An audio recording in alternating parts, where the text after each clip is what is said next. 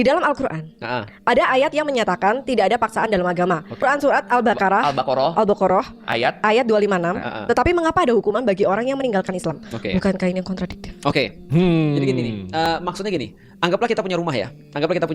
Rumah kita itu kita nggak pernah maksa orang masuk tuh.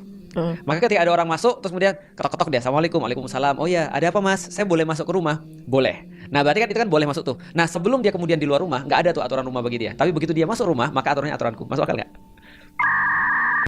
Kalau dia belum masuk rumah nih, itu kan berarti dia nggak ada aturan kan ya. Tapi kalau dia udah masuk rumah, dia harus ada aturan dong. Contoh misalnya kalau di rumah Feren orang harus lepas sandal atau enggak?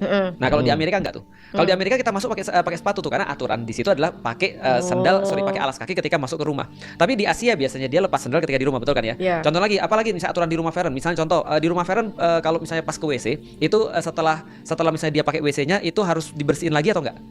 Dibersihin lagi. Nah itu aturan tuh. Nah berarti kalau dia udah masuk, berarti dia ikut aturan.